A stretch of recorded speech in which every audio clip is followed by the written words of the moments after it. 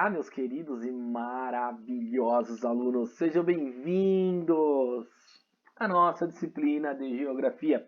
E aí, galerinha do nono ano, tudo bem? Espero que sim. Seja bem-vindo, Vitão! Seja bem-vindo à nossa aula. Que saudade de você, meu jovem. Tá melhor? Tenho certeza que sim, galerinha. Manda um abraço aí pro Vitão, caso ele não esteja na aula ou esteja na aula. Ele merece um outro abraço de todo mundo, porque ele é um moleque nota 10, né? Mas voltando à nossa disciplina de Geografia, vamos dar continuidade à nossa aula da semana passada, onde começamos a fragmentar a comunidade dos Estados Independentes. Lembra que falamos um pouquinho da formação dos Estados Independentes lá na Europa? Opa, ao leste da Europa? Sim, professor. Óbvio que todo mundo lembra, tenho certeza. E hoje a gente vai fazer um exercício referente a isto, a este tema que foi trabalhado na última aula, tá bom? Quando falamos na comunidade dos Estados Independentes, falamos aí numa formação sucessora depois da União Soviética. Lembrando que a nossa União Soviética tinha adesão de vários países aglomerados ali. E com a quebra do socialismo, com o ganho do capitalismo em si, naquela guerra socioeconômica, se quebrou o sistema socialista. E esses países a leste da Europa começaram a aderir à movimentação econômica pelo mundo. E é basicamente uma adesão à comunidade dos Estados Independentes. Tá? Começaram a desenvolver a sua cultura, desenvolver a sua economia, o seu poder socioeconômico e abrindo a porta para o mercado capitalista. Ok? Isso, tá, galerinha? Isso a pequeno prazo. Tá? A longo prazo, temos a mudança de cultura, que basicamente ainda é muito pouca. Tá? Quando falamos nessa mudança de cultura, falamos também naquela mudança religiosa, falamos na questão do Estado laico, que o professor trabalhou, que é o Estado onde não tem aquela influência, tanto religiosa quanto do poder político, né? Então, ainda não está fragmentada. E essa CI, que são os países que fazem parte da comunidade dos Estados Independentes, quando falamos em estados, falamos em países, tá? Vamos falar um pouquinho da agregação em duas etapas. A primeira porção, que é ocidental, que é da Europa ali, tá? A porção ocidental europeia, no qual está inserida a Rússia europeia e o oeste dos montes Urais, que foi falado na última parte, como a Ucrânia, Belarus e Moldávia. A porção asiática a leste do Monte Urais, tá? Quando falamos nesse monte, nos Montes Urais, é aquela fragmentação rochosa que divide um pouco entre o lado ocidental e o lado asiático, tá bom? E a porção asiática ali, tá? Boa parte da Rússia asiática, ali a região da Sibéria, também um pouco da Armênia, o Azerbaijão, tá? Um pouco da Ásia Central, compostas por países muçulmanos como Cazaquistão, Uzbequistão e outros países que terminam com tão, que a gente vai estar vendo aqui, tá? Então, existe uma grande fragmentação, tanto pela porção asiática, que aderiu à comunidade dos Estados Independentes. Que é essa comunidade dos Estados Independentes, professor?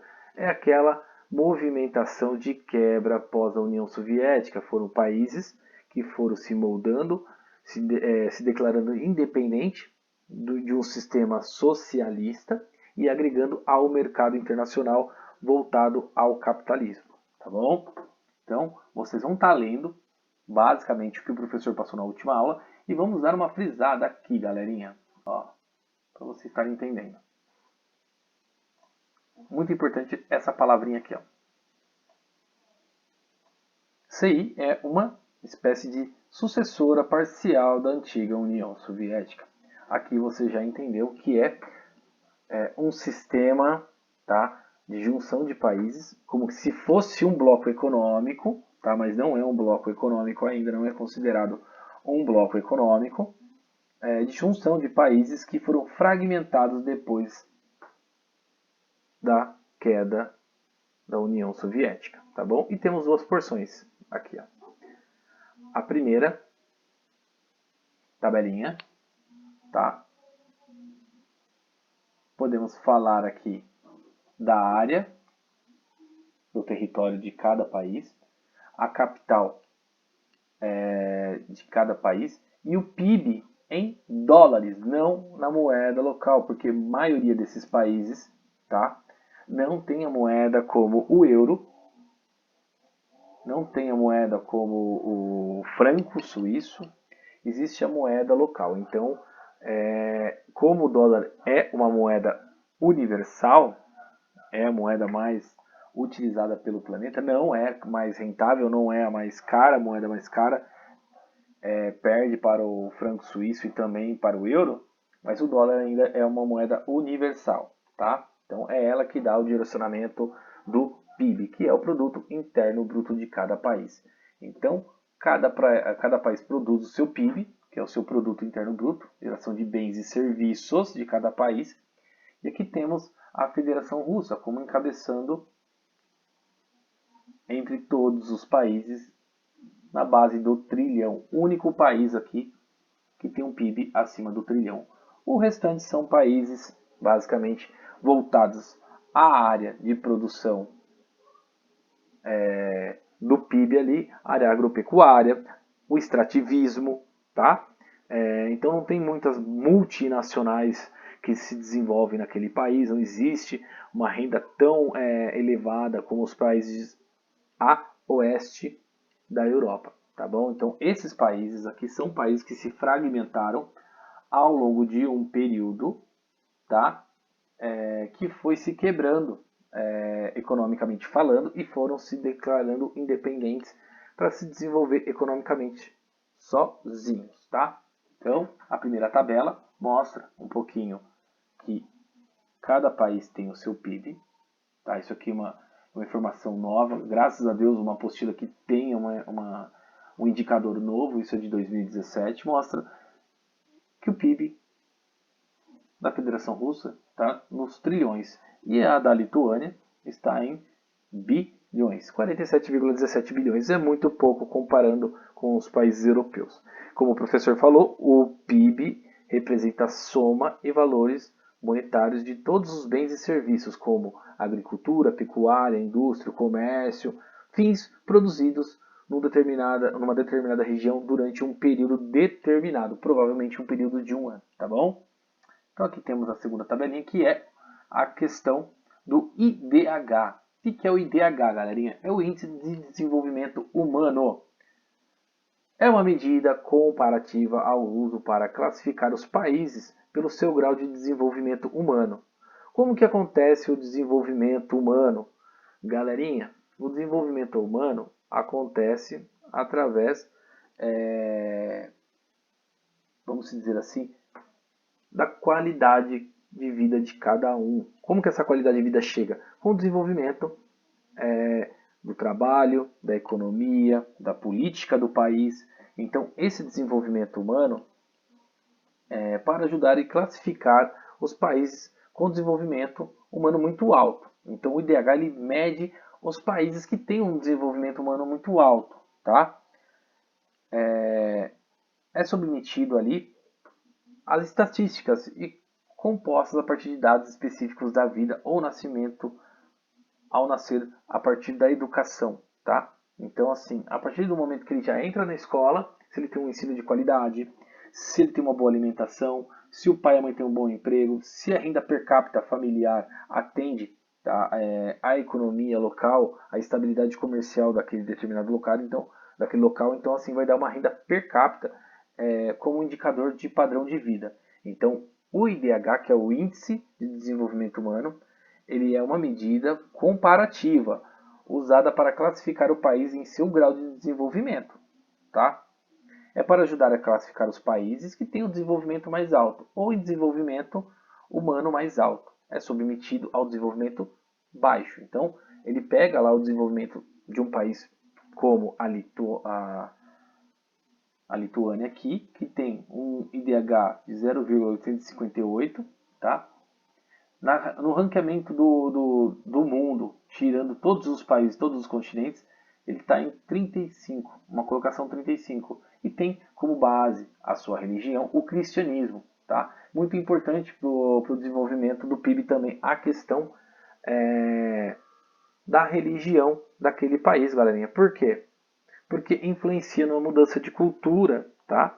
Vocês podem observar que os países que adotaram o cristianismo, eles têm um índice de desenvolvimento humano muito alto, tá? Porque a base do cristão, não que seja a religião correta, nada disso, galerinha, mas é conservativa, tá? Então é um padrão conservativo, não tem uma visão religiosa tão conturbada, igual o islamismo, o hinduísmo e outras religiões aí, tá? Então, basicamente, vocês podem observar que o cristianismo aqui, eu vou pegar a posição do índice de desenvolvimento, vamos ver quem está mais bem colocado aqui. 35, 35 a Lituânia, mas o nível populacional, a quantidade de pessoas dentro do país é menor. Então, a Lituânia é um bom país, sim, com índice de desenvolvimento. Tem um índice de desenvolvimento muito alto, legal também. Tá? E é um país do leste, que veio de uma fragmentação ali da quebra da União Soviética. E o que vocês vão fazer, galerinha? Simplesmente resolver a questão número 1, a questão número 2, a questão número 3 e a questão número 4. E não acabou. Acabou sim, deu sorte, hein, galerinha? Então vocês vão responder essas 4 questões nesta aula hoje, tá? E o professor ainda vai deixar um tempo vago para vocês estarem botando a vida em ordem, tá? Colocando os exercícios pendentes que estão na apostila número 4, que vocês ainda não entregaram, tá bom? Então vamos nos atentar à entrega dos exercícios. Não tá difícil, tá fácil a aula. E eu volto com vocês na nossa próxima aula para a gente dar sequência nos exercícios que vamos dar início aí à nossa Revolução Russa, que provavelmente vocês estudaram na história, tá? Na disciplina de história, e a Revolução Russa, que deu sim a formação da comunidade dos estados independentes. Então, basicamente, a aula de hoje é essa. Estou dando um descanso, tá? Merecido, porque vocês fizeram PG essa semana. E o professor precisa também dar o tempo hábil para vocês fazerem os exercícios aí. Então, não está difícil. Lembrando que a comunidade dos estados independentes sucedeu a quebra da União Soviética. Existem países que compõem essa comunidade.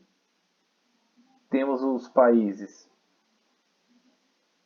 com um índice, com um PIB elevadíssimo, como a Rússia, está discriminado aqui. Temos as capitais como Moscou, que é uma capital referência, sediou, se não me engano, a última Copa do Mundo, que era um país soviético, tá, galera? É um país soviético, onde tem uma cultura socialista ainda, e basicamente se abriu também para o capitalismo, mas de uma forma ainda com a base socialista. E esses países aqui que a gente vai fragmentar ao longo da nossa trajetória aí no 9º ano, tá bom? E agora vocês vão fazer o exercício e o professor vai estar disponibilizando essas páginas lá no Classroom, tá bom? Dúvidas vocês podem estar me chamando, estarei à disposição no período de aula.